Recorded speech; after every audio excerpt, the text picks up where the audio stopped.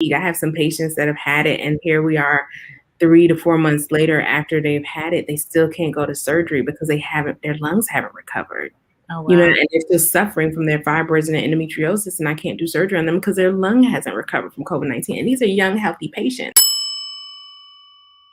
Hey everybody, it's Kylie Kanzader, and I'm here to inspire you along your health journey.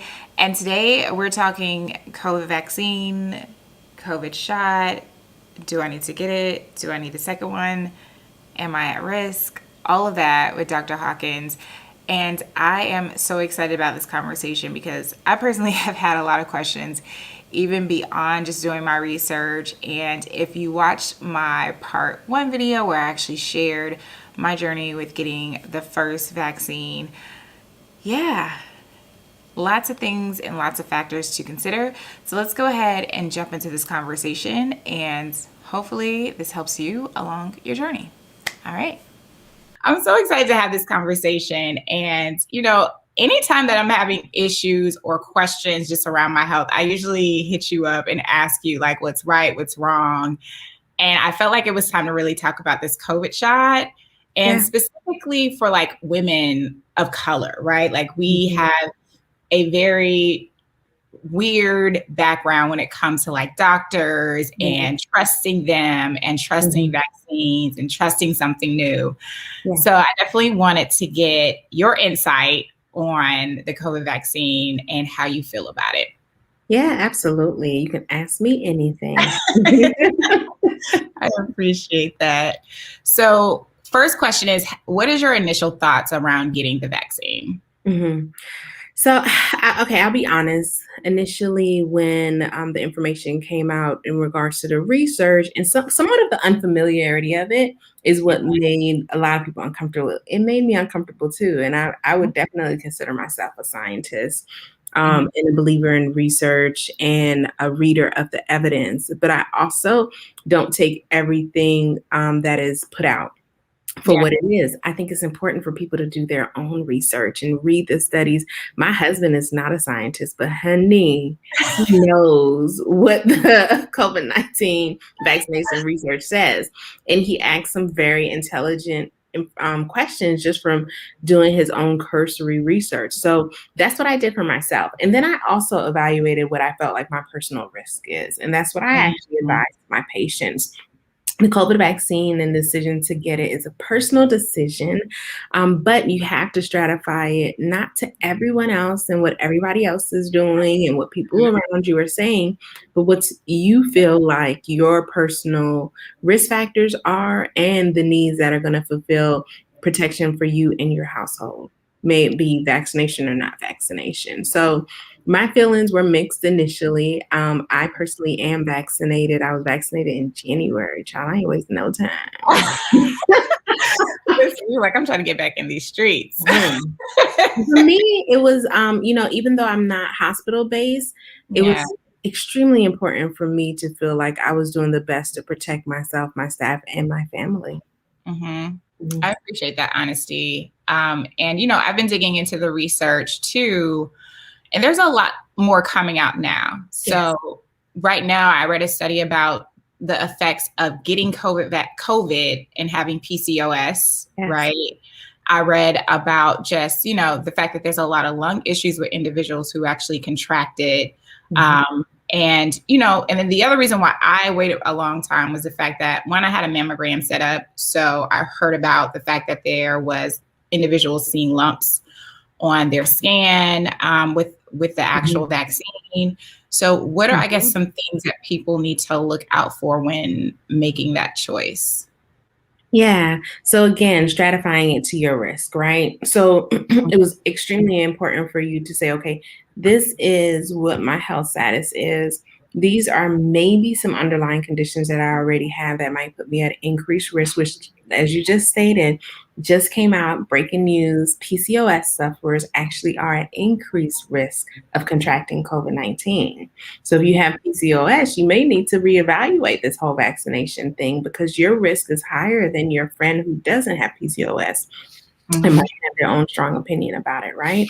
And then secondly, understanding the mechanism of the vaccination and what happens, not just with COVID vaccine, for COVID-19 vaccination, but kind of just standard with all vaccination, even though it's mRNA and it's a different type of science behind it that feels unfamiliar, the outcomes are still the same. We're still building up antibodies in our system. We're still essentially mounting an immune response. So even what you said about the mammograms and what's showing up, you're getting lymph nodes that are being essentially like pulled to arms. Like you're literally waking up your immune system, your healthy immune system, to start to make the antibodies that are going to help be able to fight COVID-19 if you ever were to come in contact with it. So that understanding of, okay, don't, shut it down completely because your friend said, oh, I got a lymph node right here after my vaccination. That's a natural response to the vaccination. And if you follow up with that friend in 2 weeks, that lymph node was probably gone. So Yeah. her body did exactly what it was supposed to do. But if you don't have an understanding around it, anything is going to sound intimidating. So again, you have to stratify risk. I think that patients should look at their own personal circumstance. Am I diabetic? Am I hypertensive? Am I obese or overweight? Do I have cardiovascular disease? Do I have PCOS? Mm-hmm. Who would have thought? And Right. then decide from there what's going to be best for you and your family. Right. I appreciate that. Yeah, I had a lymph node, and like my arm was swollen for the longest, and it was about me just like massaging it out and getting that back. Yeah. So I currently am just one vaccine in. Right? So what advice would you give to somebody who gets their first vaccine, has a lot of side effects, or like what's the trigger to say, you know what, I don't need to get a second one, or I do need to get it? What's the risk there? Yeah. So you do get some immunity from one vaccine, right? But it's definitely not maximized as far as the efficacy of the vaccination until you get the second vaccine. And honestly, until you're the 14 days out from that second vaccine. So for everybody that's on these vaccinated streets, be like, I got my vaccine yesterday. No, boo. You are not covered fully yet. Yeah. Right? But you do. You already have increased your barrier protection. You've Okay. already started to put up those blockers and help yourself. Get in that. So if I can again share my personal experience, I was very anxious about my second vaccine. And remember, I got mine in January, so we didn't know as much as we know now about I don't want to really call it side effects, but reaction. It's your body, the reactions people have, the fever, the lymph nodes, the soreness, even the fatigue and the neuralgia, everything. The results of the vaccination is from the immune response, right? So it's naturally what is supposed to happen, and everybody has it to different severity levels, and we don't really understand why. So we can't predict that your response is going to be different or more severe or less severe than someone else's. But that response can cause, and the knowledge of the possibility of the response can cause a lot of anxiety.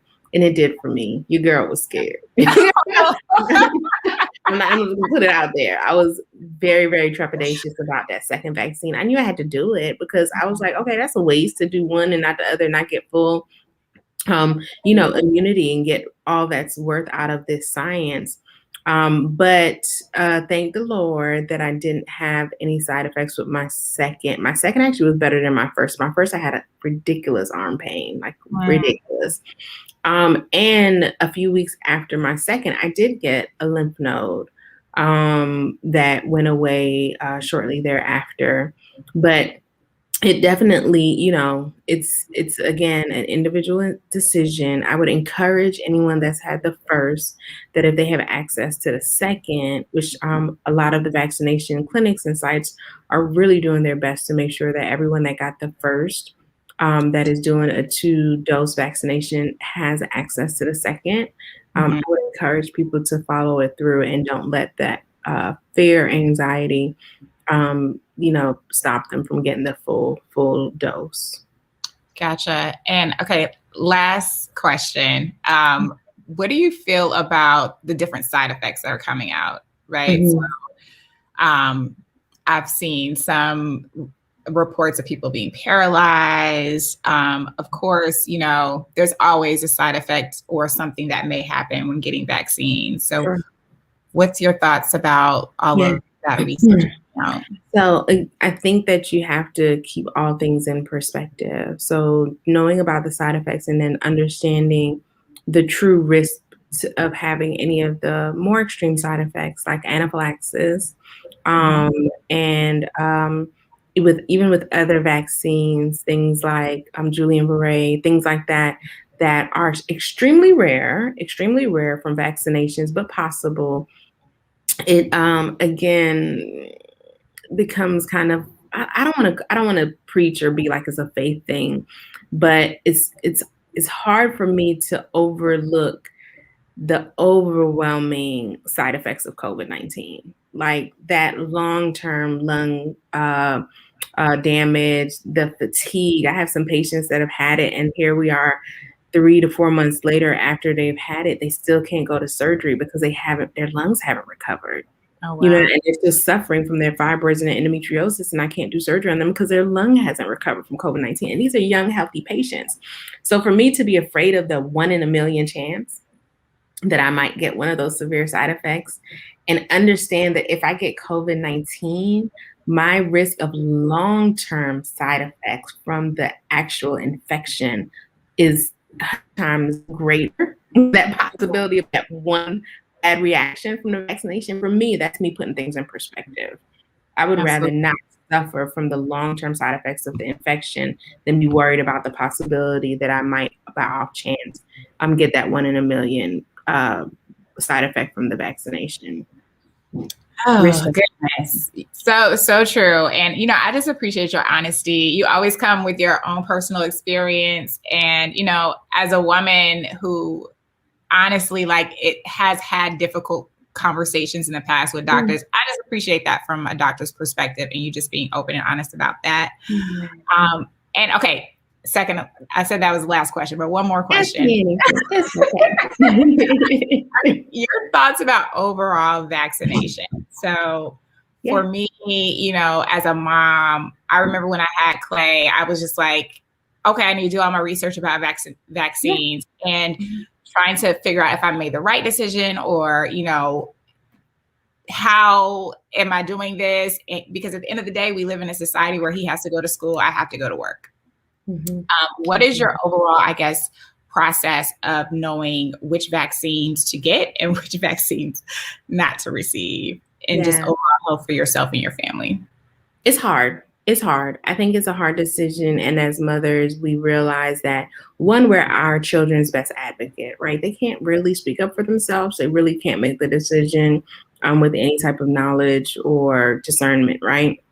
So we have to do it for them. So I appreciate you even adding this to the discussion because so many women that will watch this are mothers and may struggle with that same decision making.